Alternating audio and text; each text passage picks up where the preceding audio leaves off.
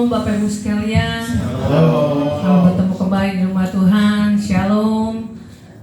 Saya percaya kita semua diberkati. Pada minggu ini saya juga menyampaikan shalom buat para jemaat Tuhan yang menonton lewat streaming YouTube minggu ini. Biarlah kita pada pagi hari ini memberikan pujian kita, penyembahan kita yang terbaik. Mari kita rindukan hadirat Tuhan lebih lagi. Haleluya. Kenaikan syukur kepada Tuhan. Terima kasih Tuhan buat pimpinanmu Tuhan pada minggu ini ya Bapa. Buat setiap hari kami ya Tuhan.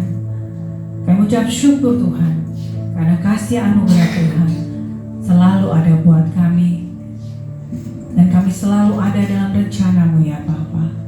Tiba saatnya pada pagi hari ini Tuhan, kami ingin rindukan lagi Roh Kudus-Mu. Kami ingin lebih lagi dalam hadirat-Mu Tuhan. Lebih lagi Tuhan, lebih lagi mendekat kepadamu. Mari pimpin Tuhan, pujian kami, penyembahan kami Tuhan. Mari bawa naik ke hadapan-Mu jadi dupa yang harum bagimu. Haleluya Yesus. Persiapkan kami dengan luar biasa pada pagi hari ini. Haleluya. Amin. Nah kita naikkan syukur kita.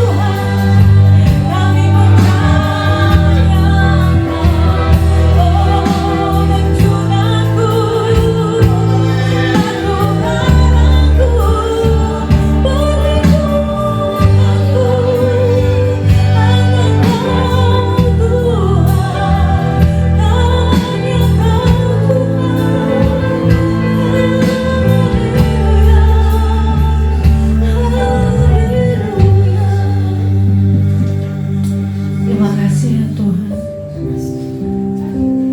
Terima kasih ya Bapa. Mari kami rindukan roh itu lebih lagi Tuhan beracara Tuhan. Pada pagi hari ini Tuhan, berikan kami roh sukacita yang lebih lagi. Kami tahu Tuhan, jika kami berjalan bersama-sama dengan Engkau Tuhan, maka rencanamu tidak pernah salah, rencanamu tidak pernah gagal.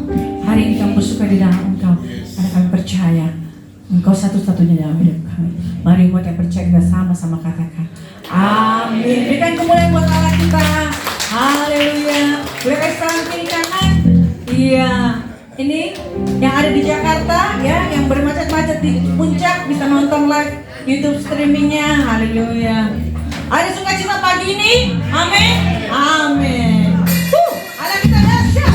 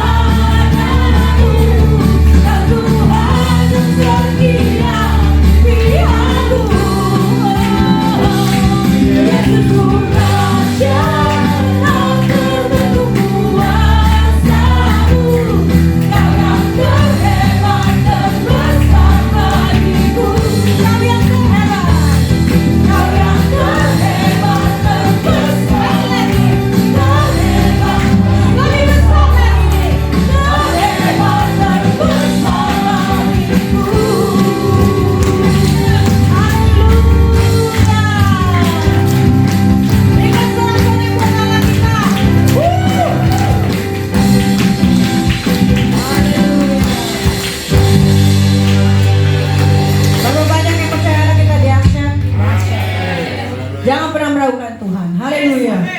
Apapun yang terjadi, meskipun musuh di depan kita, di belakang, beribu-ribu, Allah kita tetap luar biasa.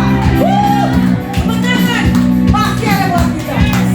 Yes, yes. Haleluya.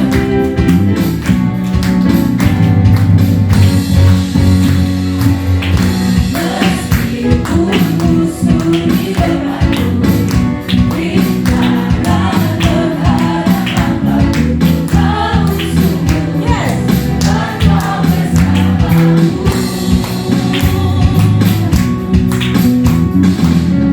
Beribu rebari diriku, berlaksa di sisi kananku, kau janjimu, engkau bersamaku. Jangan gentar, takkan pernah goyah keyakinanku pada dirimu, Yesus Tuhanku. Tiada yang seperti dirimu, Kaulah kuatku, kebanggaanku, gunung aku dan keselamatanku, kuat tanganmu, perlindunganku, Kaulah Allah sumber kemenanganku.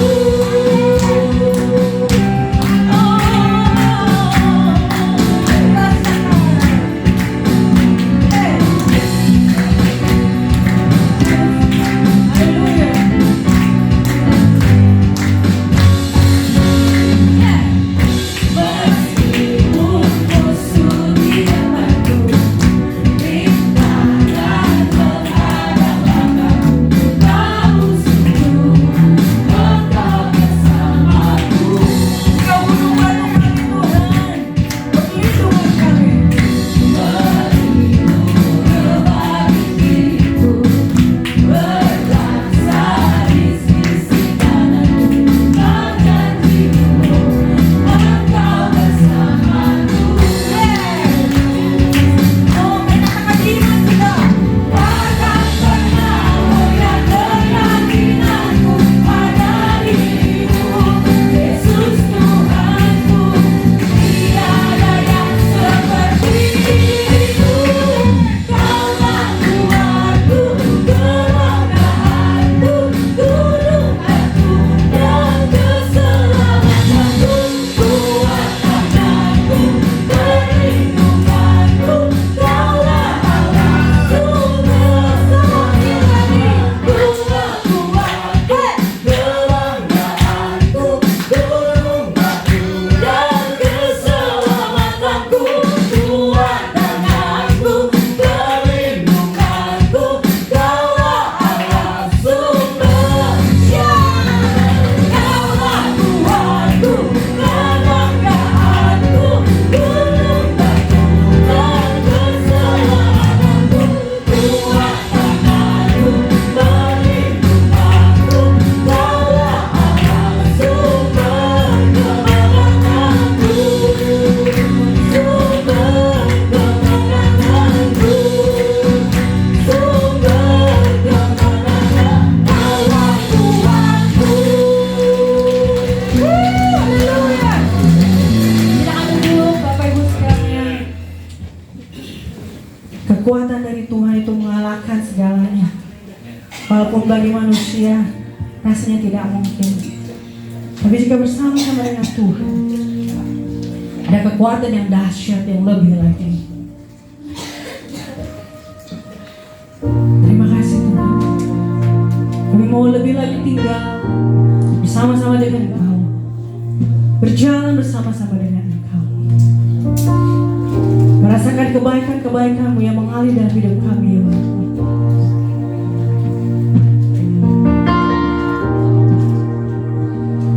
Ku cinta Kau,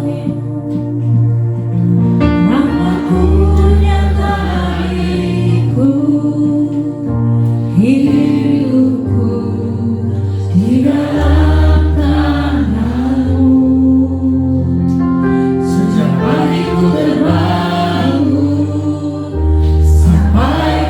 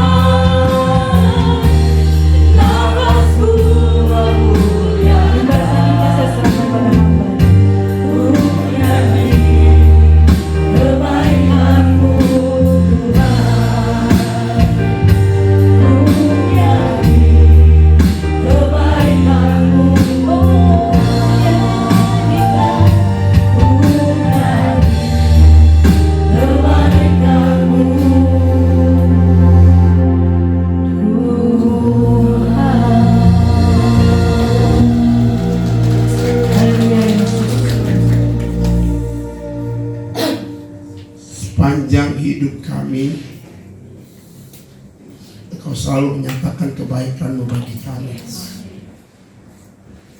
Bahkan sekalipun kadang kami menyimpang daripada Tuhan dan kami tidak dengar kepada Tuhan, kebaikan-Mu tetap Kau berikan bagi kami.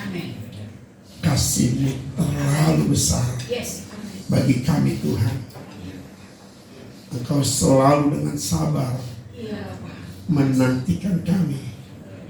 Engkau dengan setia membimbing kami Tuhan untuk menuju kepada kesempurnaan seperti Kristus.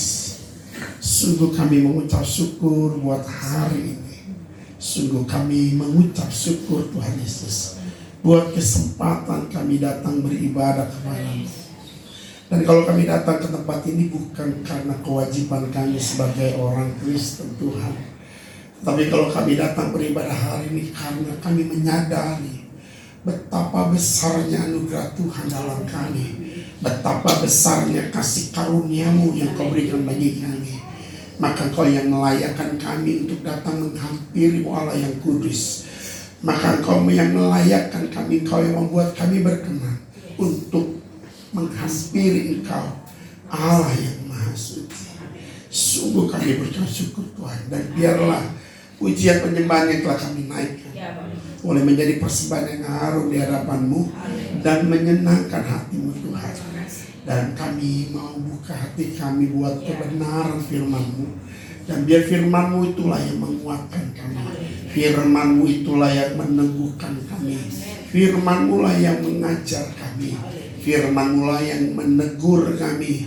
Firman-Mu lah yang menuntun kami. Firman-Mu lah yang memberikan sukacita bagi kami.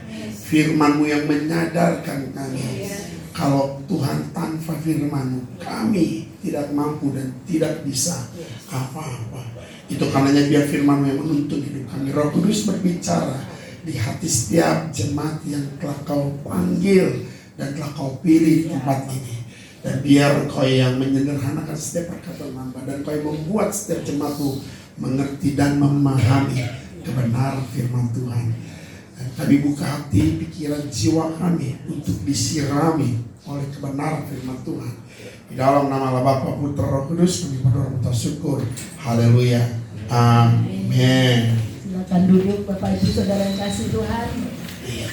Pagi hari ini kita akan dilayani oleh Bapak Pendeta Baktiar yang nanti akan menyaksikan bagaimana pelayanannya anak muda yang terhadap atasannya, yaitu orang yang membina.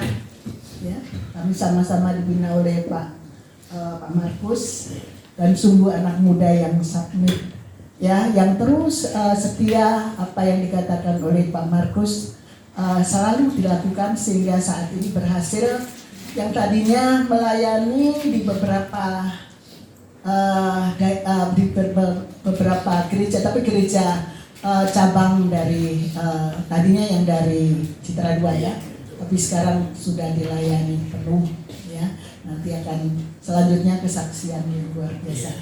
Terima kasih Pak. Ya. Terima kasih Ibu Gembala kesempatan yang terima kasih sekali lagi buat Ibu Gembala yang merupakan juga orang tua ya bagi setiap kami yang masih muda. Bagaimanapun kami yang masih muda harus tetap submit dan belajar terus pada penerus-penerus yang sudah memberikan teladan bagi setiap kita. Maka itu anak-anak muda di tempat ini teruslah belajar dan jangan pernah berhenti belajar, karena memang hidup ini adalah sebuah proses pembelajaran. Amin. Coba kasih tahu kiri kanan, makanya banyak belajar.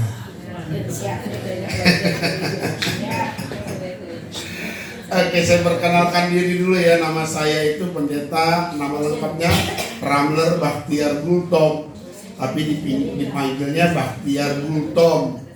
Ya, saya anak rohani daripada pendeta Markus Sudarji, dan juga saya mengembalakan di GBI GDC yang ada di Mall Grand Danau City. Itu pun semua karena anugerah Tuhan, cabangnya daripada Pak Markus Sudarji.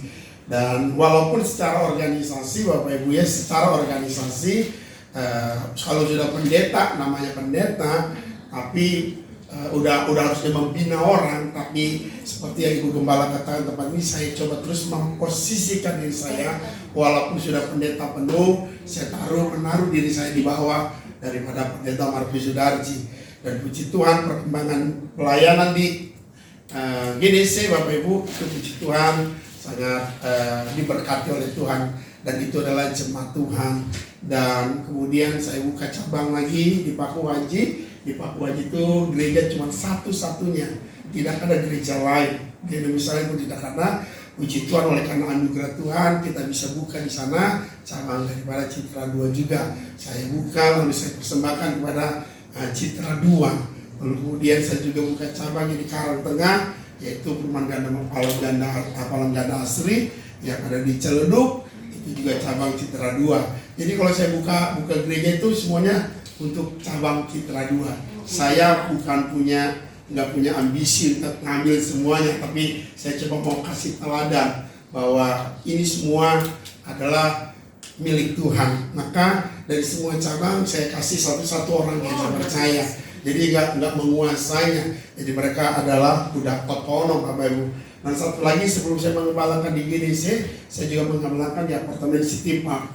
Dan di apartemen City Park juga itu saya kasih, dan lalu terus dibina, dan sekarang terus maju berkembang. Dan itu semua sekali lagi Bapak Ibu karena Tuhan. Amin. Bukan karena kekuatan kita. Saya pernah bikin status begini dalam Facebook atau IG saya. Saya berkata ini, kalau kita berpikir kita hebat, kita berpikir kita mampu, kita berpikir kita bisa, sebenarnya kita sedang tidak memerlukan kekuatan Tuhan. Berarti kali benar kan?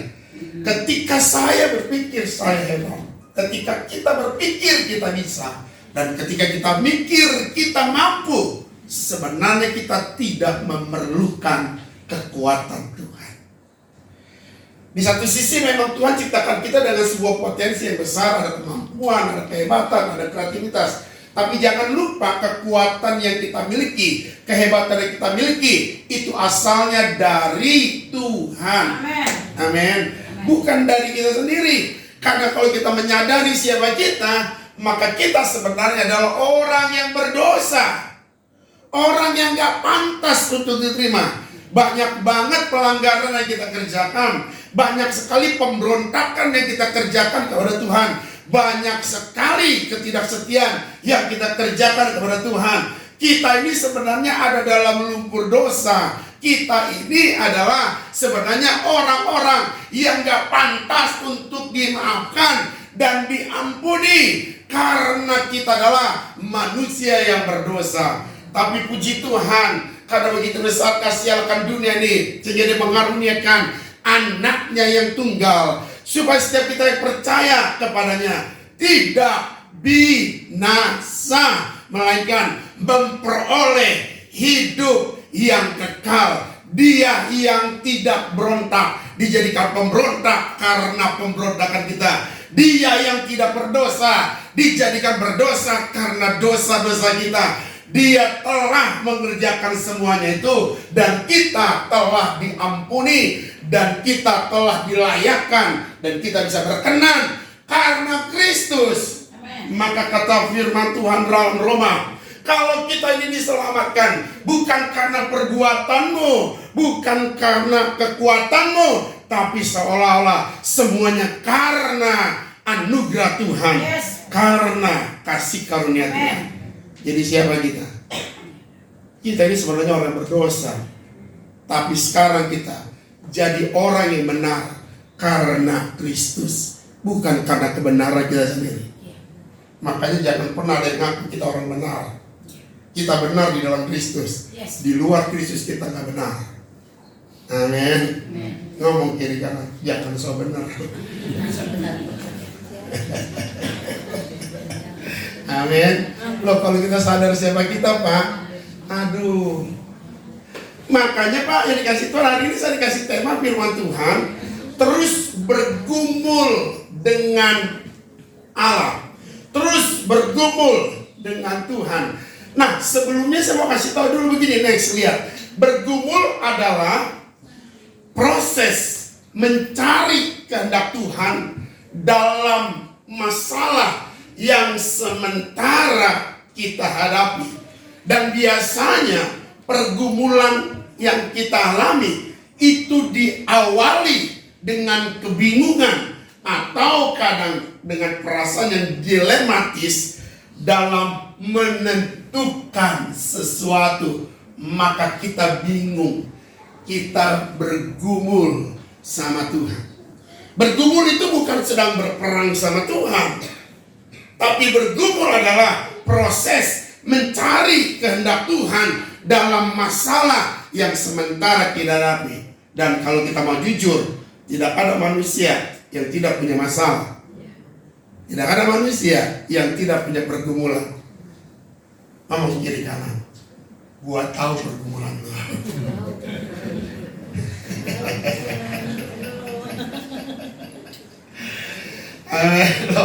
Kita semua punya pergumulan, Pak. Selama kita hidup dan selama kita bernapas, pasti ada pergumulan, pasti ada persoalan, pasti ada masalah, pasti ada kebingungan, pasti ada dilema, pasti kita akan mengalami jalan buntu selama kita hidup. Kalau kita mengandalkan diri sendiri, apalagi lebih parah. Makanya Bapak dikasih Tuhan, saya menulis di sini. Coba next lihat, kecenderungan manusia adalah mengandalkan kekuatannya sendiri sehingga dia mencari jalan pintas dalam pergumulannya, dalam kebingungannya. Betul gak Bapak? Sekali lagi, kecenderungan Bapak Ibu dan saya nih mengambil jalan pintas dengan mengandalkan kekuatannya sendiri. Kalau kita mau jujur Bapak dikasih Tuhan, kita ini sekarang kadang-kadang bergerak bukan karena menyerahkan seluruhnya ke dalam tangan Tuhan, tapi kita bergerak melakukan aktivitas kehidupan karena rutinitas biasa. Betul ya? Kadang-kadang Tuhan jadi nomor sekian, kesibukan bisnis kita jadi nomor pertama dan yang utama, sehingga kita lupa sama Tuhan. Lihat kiri kanannya, gua tahu siapa orangnya.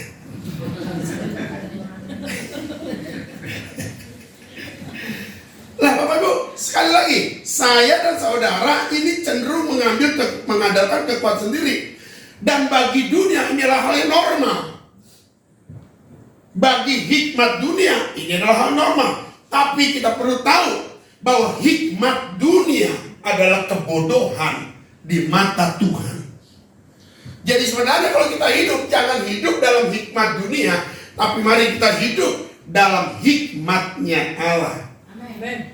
Nah hari ini kita akan belajar dari seorang pembantu dalam bahasa yang ininya, dalam bahasa halusnya, asisten pribadi. Dalam singkatannya lagi, ASPRI.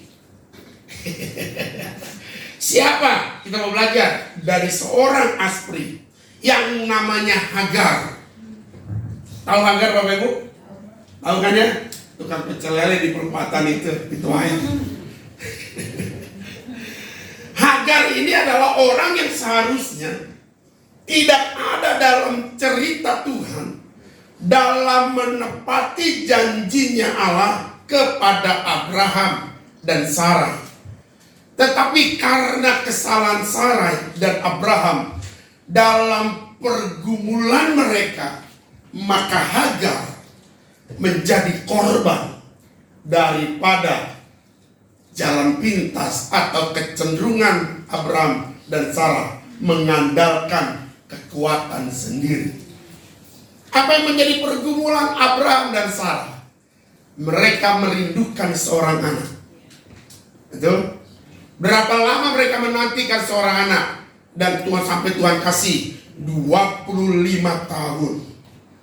Itu pun secara normal manusia nggak ada pantasnya nenek-nenek mengandung. Loh, betul ya? Udah keriput, udah tua banget.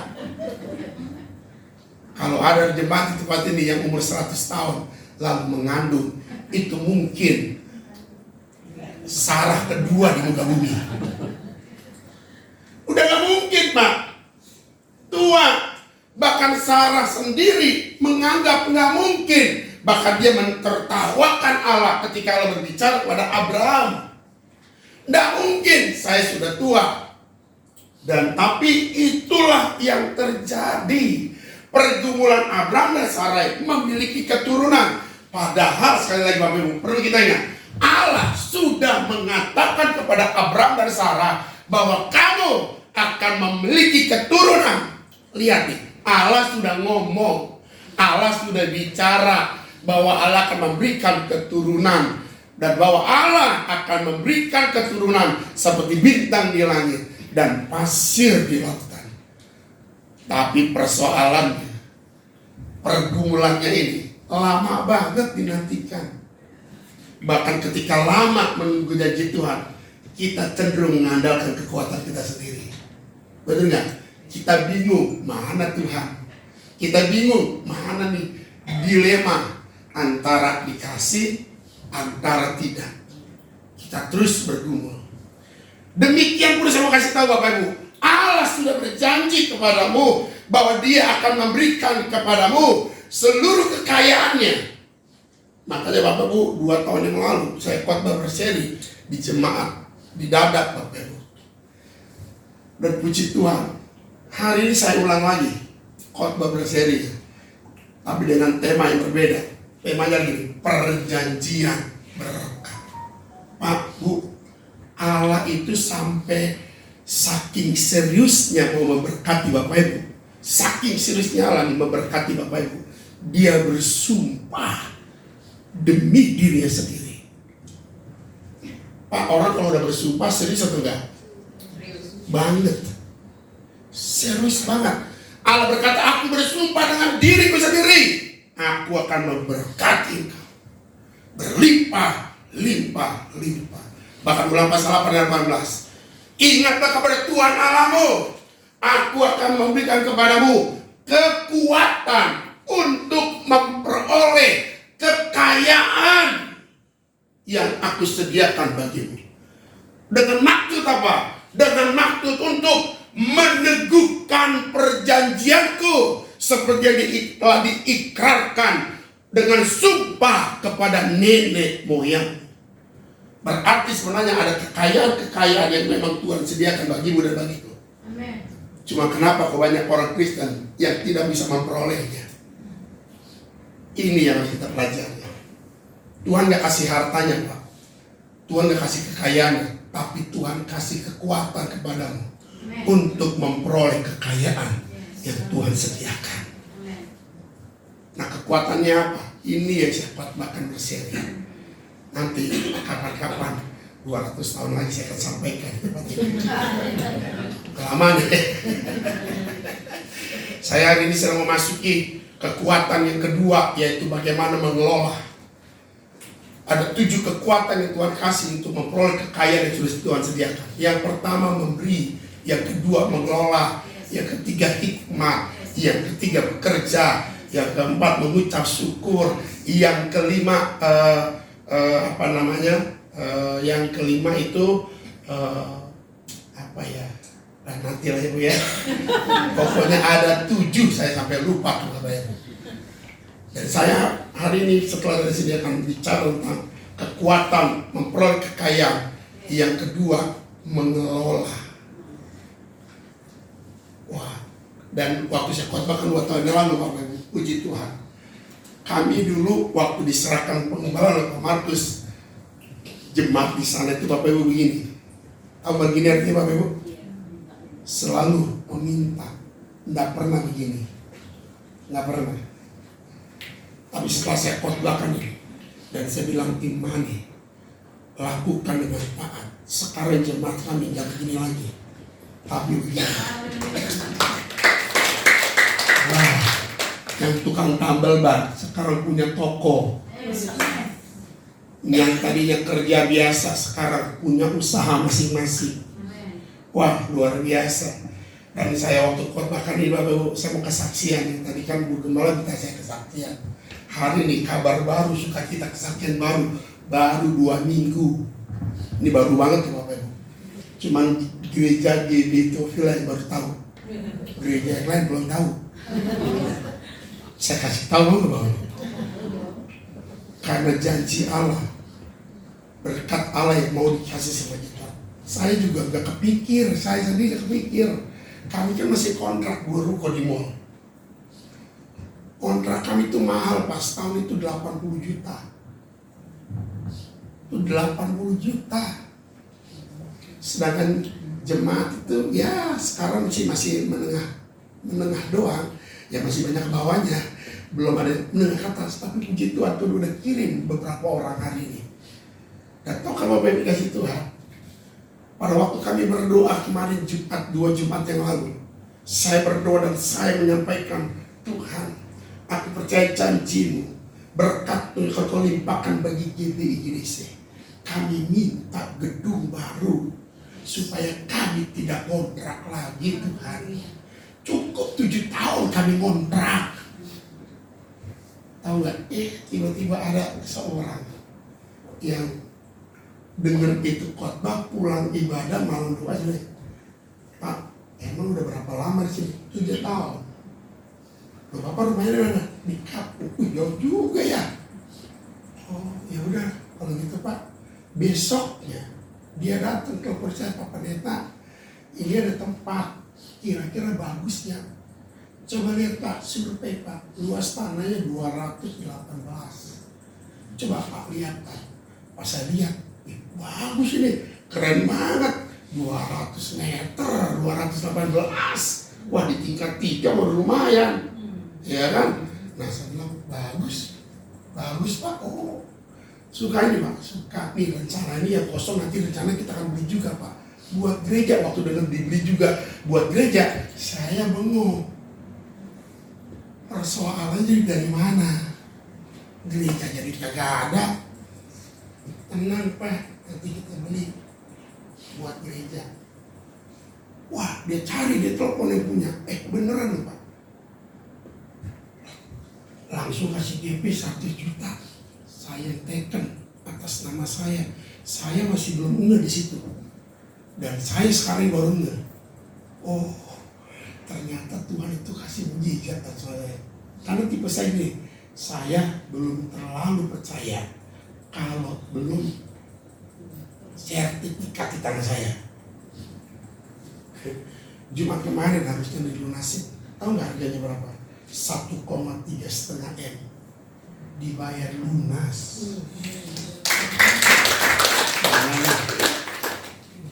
Itu tuh dari mana kalau bukan Tuhan Pak? Rencana bulan ini kita akan membangun. Makanya kami jual beras supaya kami membangun. Tuhan dalam 1 minggu kami sudah ada 15 karung aku. Wah, Pak, kami juga sedang bergumul mencari tempat.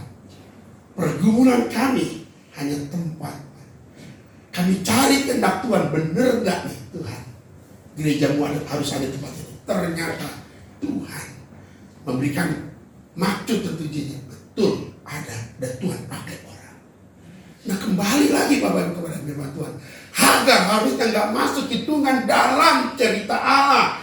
Tapi Hagar adalah korban daripada Abraham dan Sarai. Allah sudah ngomong, kamu akan punya keturunan. Tapi Abraham tidak percaya, tidak yakin, sehingga dia tetap bingung dalam perjalanan imannya Abraham dan Sarai. Sarai gagal dan Abraham gagal untuk mengikuti dan untuk mendengarkan suara Tuhan. Tapi hebatnya Tuhan, dalam kegagalan Abraham, dalam kegagalan Sarai, Allah tetap dengan setia memberikan janjinya.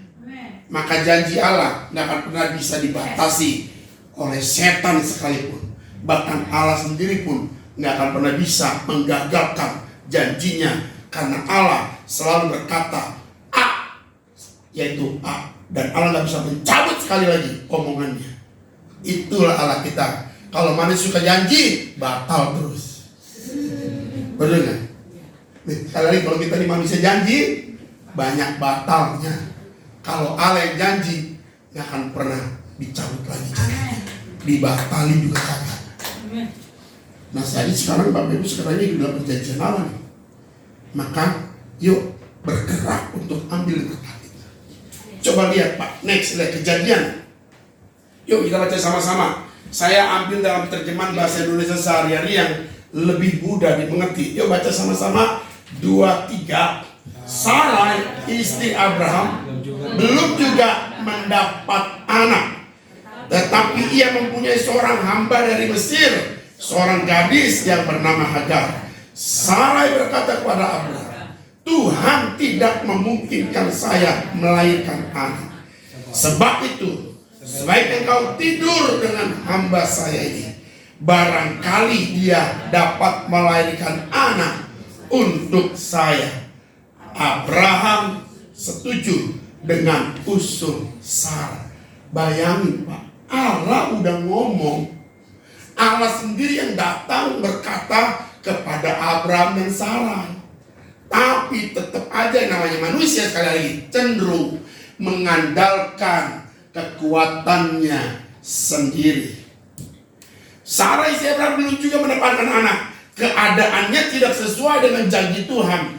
Dan ketika itu Sarah berkata kepada Abraham, Tuhan tidak memungkinkan saya melahirkan anak. Padahal Allah sudah ngomong, kamu akan melahirkan anak, keturunanmu akan sangat banyak. Tapi Sarah berkata, Allah tidak memungkinkan saya melahirkan anak. Kontradiksi, berlawanan. Kadang-kadang kita manusia suka begitu kan?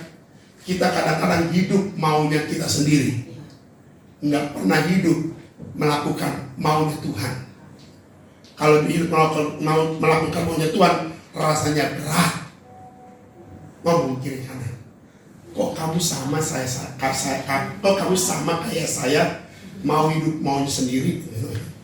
Kasih tahu kiri kanan. Loh bener nggak? Lihat, ini jalan pintas dalam pergumulan Abraham dan Sarai. Maka Sarai mengandalkan kekuatan sendiri, mengandalkan caranya. Sarai berkata kepada Abraham, udah tidur saja sama Hagar, itu pembantuku. Lalu Kejadian 11, next lihat Kejadian 11 ayat 3. Dan Sarai, jadi Sarai istri Abraham itu mengambil Hagar, hambanya orang Mesir itu, yakni ketika Abraham telah 10 tahun tinggal di tanah Kanaan, lalu memberikannya kepada Abraham suaminya itu untuk menjadi istrinya, jadi selirnya. Wah, ibu-ibu jangan kayak Sarah ya. Ibarat pepatah katakan ya, kucing kalau dikasih daging dihajar.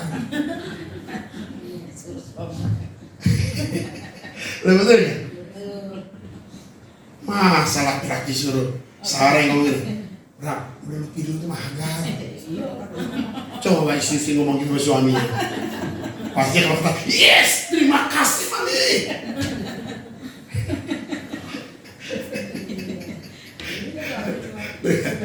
Tapi saya nggak percaya, laki-laki di sini semua laki-laki setia.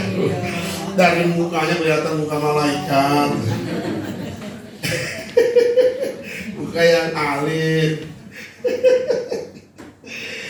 Nah, mana ada Pak yang namanya laki-laki, kalau istilah bahasa yang tadi saya katakan pepatah, kucing kalau dikasih daging dihajar.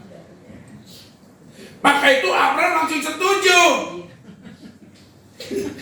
Betul nggak? Lo Alkitab yang ngomong lo, maka Abraham setuju. Harusnya Abraham ngomong gini, jangan mah, dosa Tuhan udah ngomong keturunan kita nanti dikasih. Sabar mah, sabar.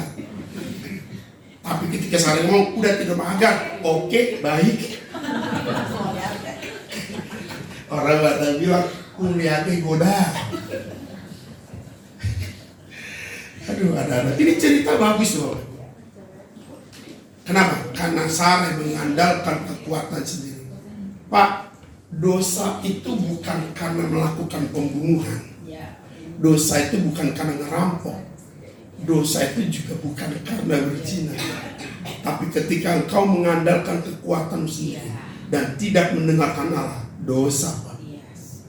Coba kita Adam dan Hawa. Emangnya dosa Adam dan Hawa apa? Cuman gak dengar doang, betul gak?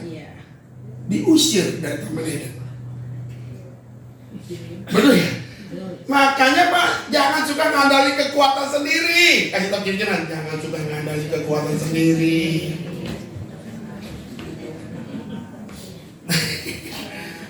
Loh, Adam dan Hawa berdosa itu bukan karena dia membunuh dan berantem tengkar gara-gara kura-kura. Oh, bener ya? Karena Adam dan Hawa penguasa binatang pada waktu itu. Adam dan Hawa bukan berantem gara-gara jerapah yang gak mau makan. Bukan, Pak. Mereka berdosa karena tidak dengerin Tuhan. Perintahnya jelas, jangan dimakan. Tapi dimakan juga. Artinya apa? Hawa lebih mengandalkan pendapatnya, keinginannya. Karena pada waktu si Hawa ngomong sama ular, lalu dia lihat, kelihatannya menarik juga ya, kayaknya enak. Udah mulai bicara diri sendiri nih. Coba kalau dia nuntut, jangan tuh, jangan dimakan. Tapi dia katakan kata-kata Tuhan, kayaknya enak juga nih buat dimakan. Menarik ya, dimakan juga. Pertanyaan saya, pada waktu diambil dan dimakan, di mana Adam? Di mana Bapak Ibu? Banyak yang ngomong lagi tidur, salah. Alkitab jelas dalam Kejadian, Adam bersama-sama Hawa. Harusnya Adam mau gini, Hawa, jangan matul tanggung sendiri ya, bodoh ya.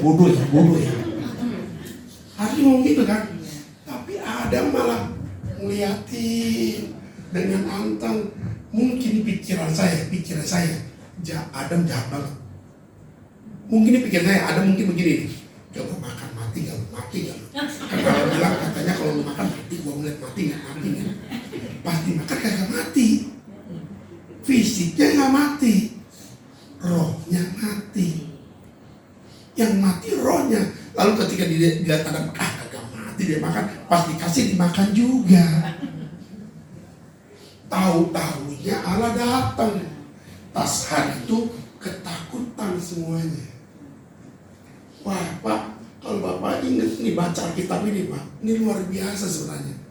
Pada mulanya Allah tidak pernah menciptakan ketakutan, kekhawatiran, keraguan-raguan. Allah tidak pernah menciptakan pada mulanya, tidak menciptakan kematian. Allah menciptakan kehidupan yang kekal sebelum manusia jatuh dalam dosa.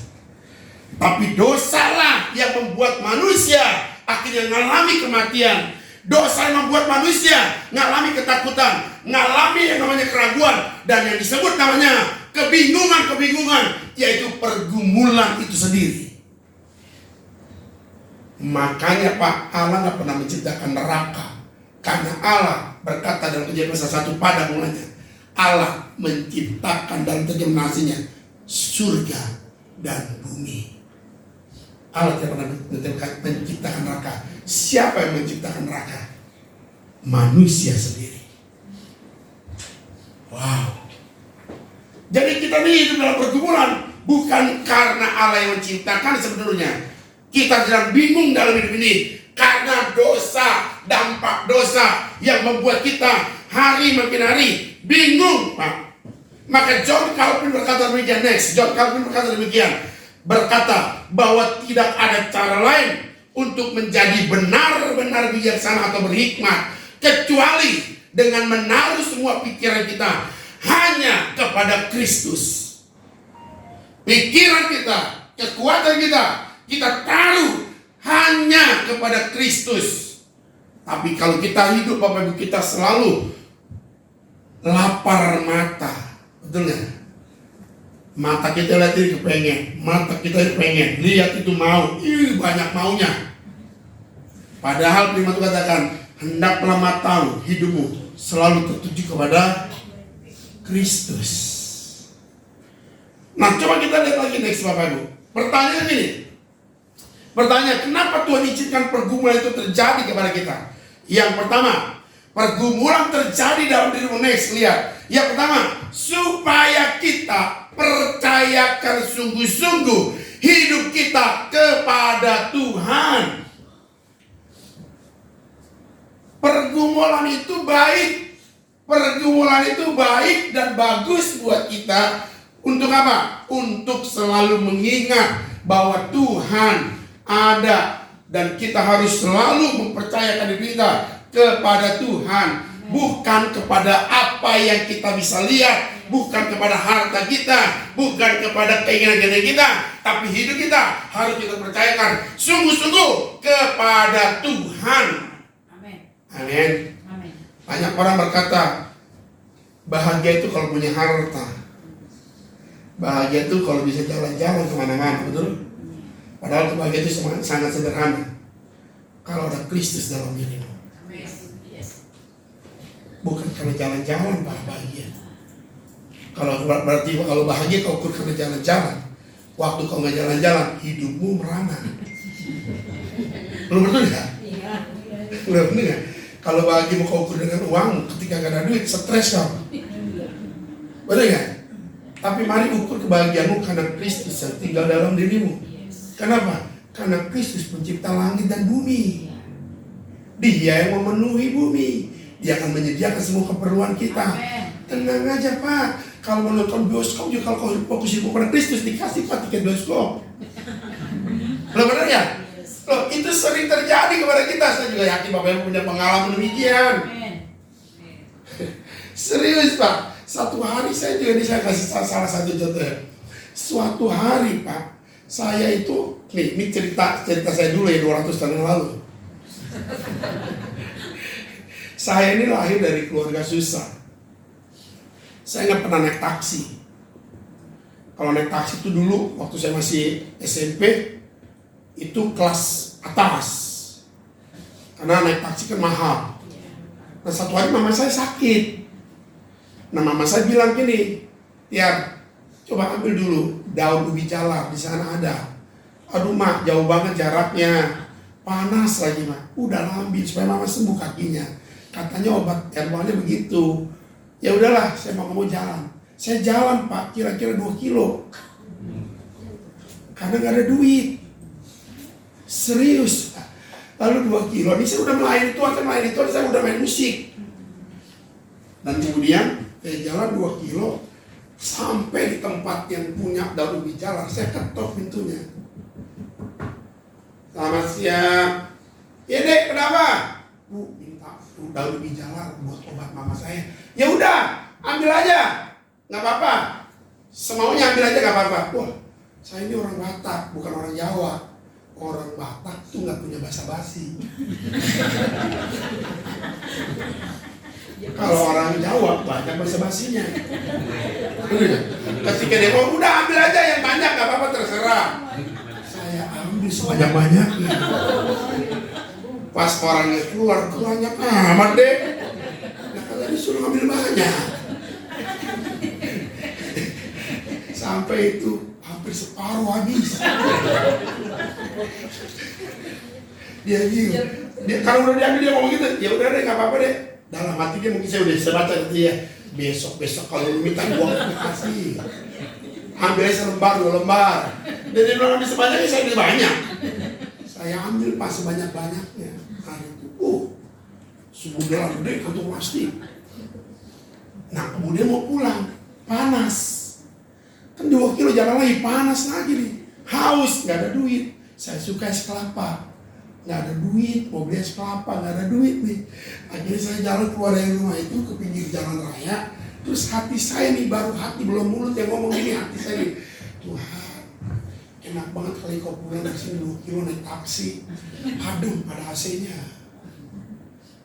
Baru di hati tuh ngomong, tiba-tiba taksi berhenti. Jar, kamu ngapain? Cari obat buat mama. Tante mau kemana? Mau pulang. Ya udah, tante anterin yuk. Puji Tuhan, nggak ada basa-basi. Kalau orang Jawa banyak basa-basi. Kalau orang Jawa bilang, jangan tante nggak enak bau, jangan. Orang Batak bilang, udah, Ayo, tante pulang. Ayo tante, buka pintunya buru-buru. Supaya apa? Bisa tidur malam tenang. Pas masuk buka pintu, kan adem banget tuh. Namanya Nora. Nora nih.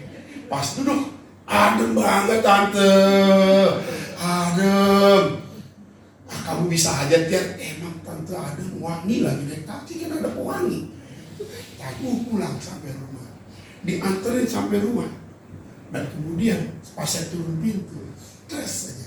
Baru jalan, dibuka kaca. Ya, tunggu, ada apa tante? Ada ketinggalan nggak? Enggak, tunggu. Nih, dikasih duit hari itu 40.000. Tahun 96 gede. Orang Batak nggak ada basa-basi. Waktu nih ada berkat tuh, makasih tante, jalan buru-buru pulang sebelum diminta lagi. Takutnya dia kesurupan, lupa diri, dia kasih kebanyakan 20.000. Dan kemudian saya ambil setelah itu ambil, saya pertama nggak nyampe ke rumah dulu, malah ke tukang es, beli es kelapa 2 gelas, sisanya buat jajan. Pak, saya kenapa cerita gini? Tuhan tahu apa yang kau inginkan. Amin. Tuhan tahu yang kau butuhkan. Makanya kebahagiaanmu bukan karena harta apa yang memiliki, tapi kebahagiaanmu karena Tuhan ada dalam hidupmu. Amin. Makanya Pak, jangan khawatir, percayakan sungguh-sungguh hidupmu kepada Tuhan. Sama seperti Hagar dalam Kejadian 16 ayat 7 dan 9 berkata demikian. Lalu baca sama-sama. Lalu malaikat Tuhan menjumpainya dekat suatu mata air di padang gurun, yakni dekat air di jalan ke Syur ayat 9. Lalu kata malaikat Tuhan itu kepadanya, kembalilah kepada nyonyamu, biarkanlah engkau ditindas di bawah kekuasaannya. Dalam terjemahan saudara sehari-hari berkata demikian lebih gamblang lagi. Malaikat itu berkata, kembalilah kepadanya, dan bagaimana mungkin Hagar sudah dianiaya sama Sarah.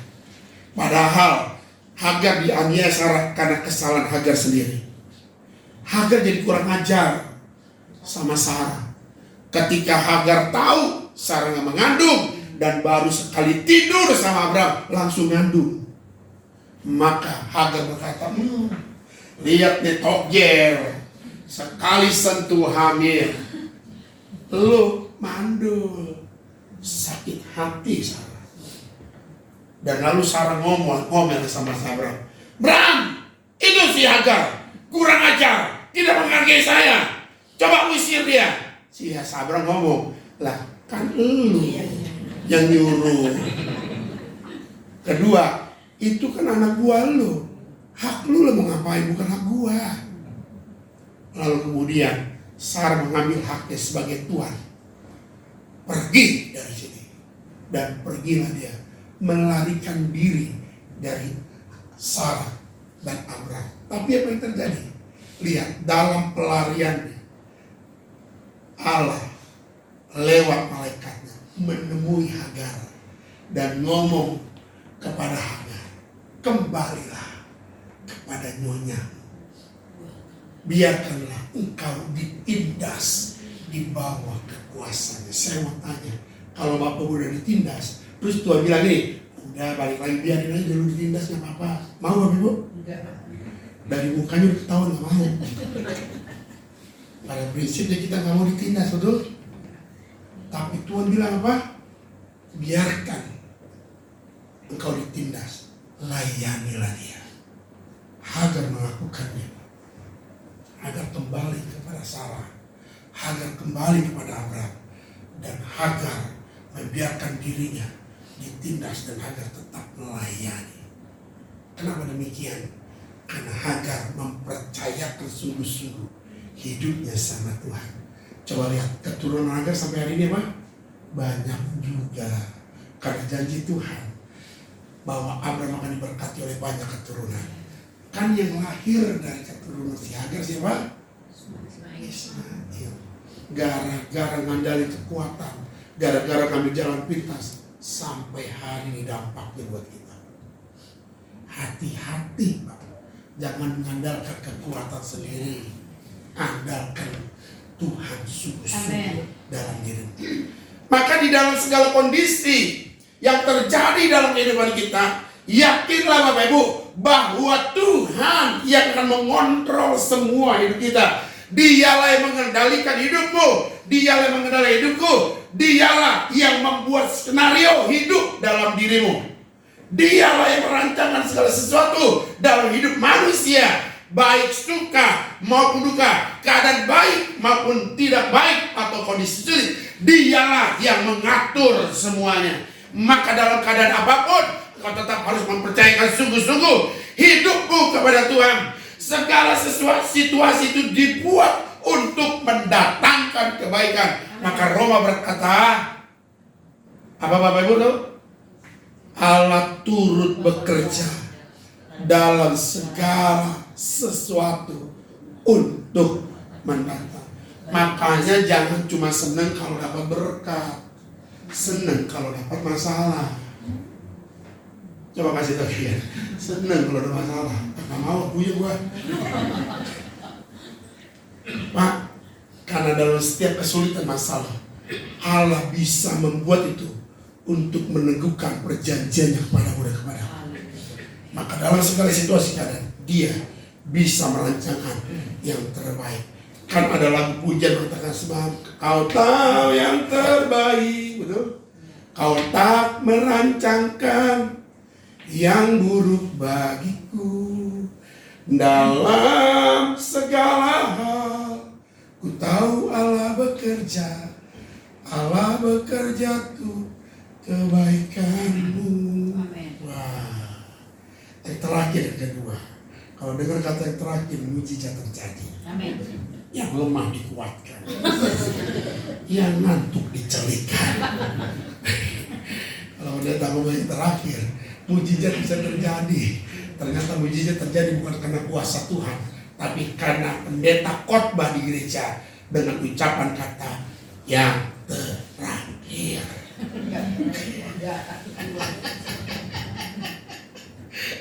Tapi di sini semua tetap semangat. Saya lihat tadi melototin saya.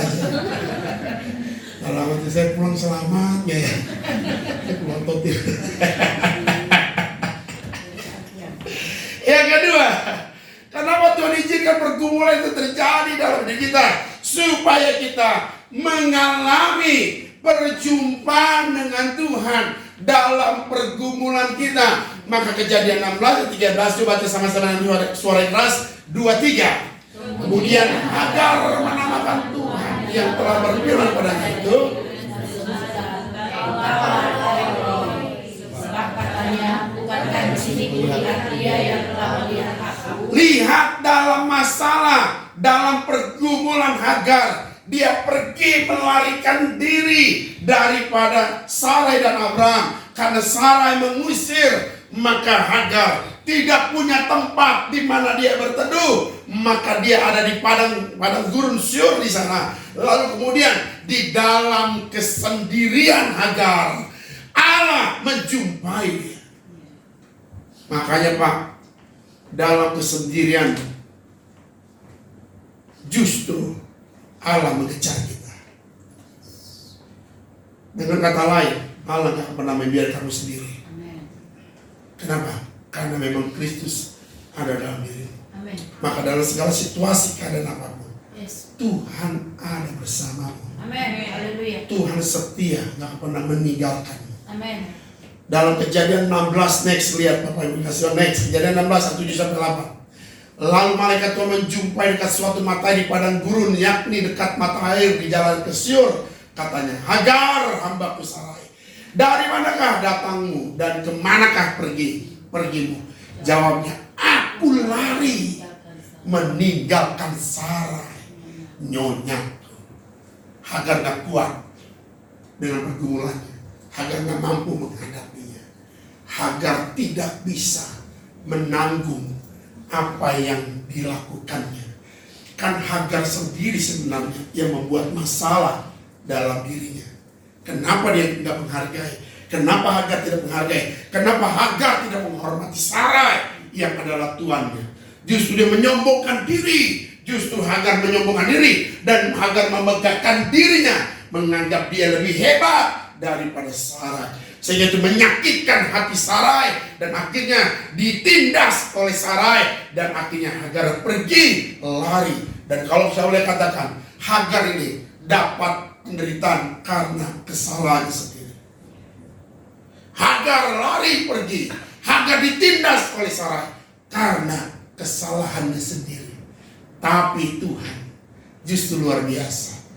Walaupun Hagar tetap salah, dia masuk dalam cerita Allah karena yang mengandung dalam dirinya keturunan Abraham.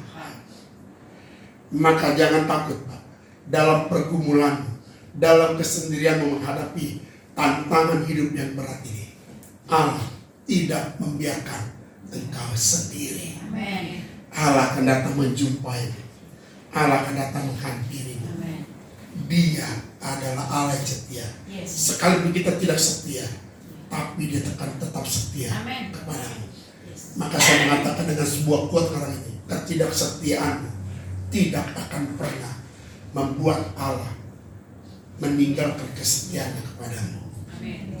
Artinya dia akan tetap selalu setia. Makanya Pak, sadar kalau Allah sudah baik, kita harus baik. Amin. Ngomong gini kan, sadar. Amin. Iya dong. Allah sudah ampuni, jangan dosa lagi. Bener kan? Udah jelas Tuhan udah ampuni kita, ya kita harus berbuat baik sama orang lain. Ngampunin orang lain. Pada prinsipnya tidak ada manusia yang mau disakiti. Nah kalau Bapak Ibu gak mau disakiti, jangan nyakitin. Betul gak? Kalau Bapak Ibu gak mau dihina, jangan menghina. Bapak mau diberkati, ya memberi. Memberkati dulu. Jangan mau diberkati tapi memberinya kagak. Betul gak? Ini yang saya ajarkan kepada jemaat Bapak Ibu. Dan puji Tuhan, semua jemaat diberkati. Hari ini tim ada 40 jemaat yang lagi jalan-jalan bersama dengan tim Prophetic. Jadi ini seluruh pelayan WL, singer, pemusik, aser, semua 40 orang ini lagi jalan-jalan. Gembalanya ditinggal.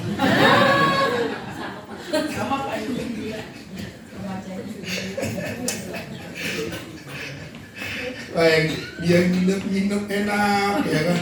Di villa, kamarnya saya nggak di villanya Pak. Dia jalan duluan. Tapi ya nggak apa-apa. Nanti saya bilang habis ibadah saya nyusul. Saya jalan kandang dulu.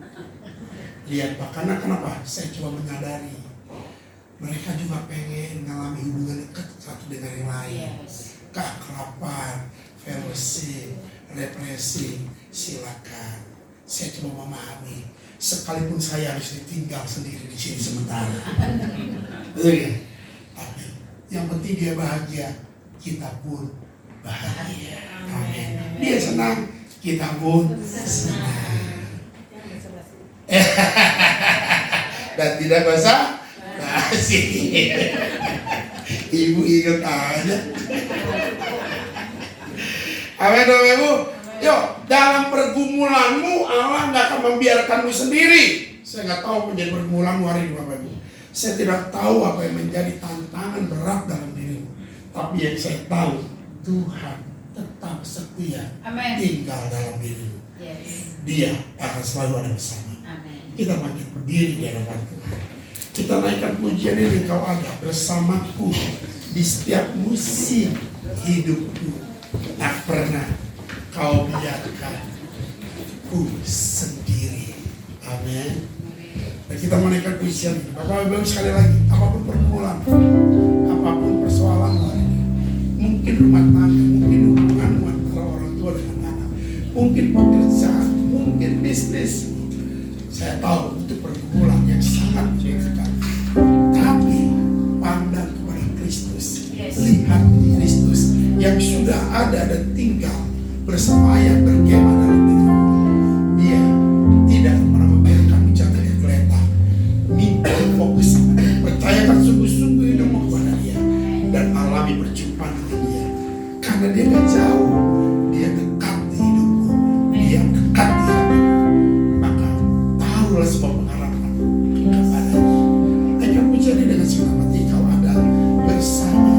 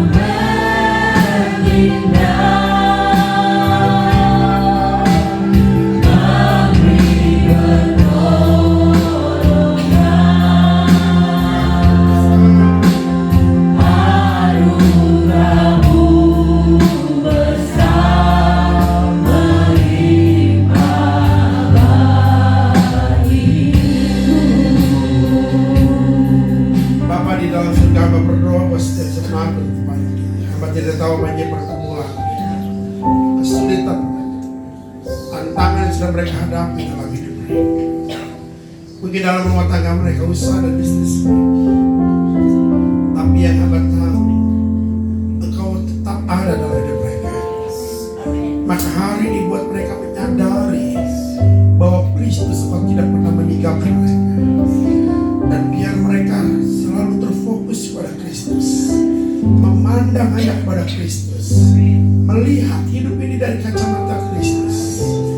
Sebab kami tahu dunia ini akan membawa kami kepada kebinasaan, tetapi Engkau Kristus akan membawa kami kepada kehidupan yang kekal. Itu karena Tuhan kami menyerahkan seluruh pergumulan yang dialami oleh setiap jemaat, tantangan yang dialami oleh setiap jemaat. Hamba percaya dalam nama Yesus, Engkau akan bekerja, Engkau akan memberikan jalan keluar, Engkau akan memberikan kemenangan, Engkau akan memberikan sukacita, Engkau akan memberikan damai sejahtera terjadi di mereka dalam nama Yesus, dalam nama Yesus.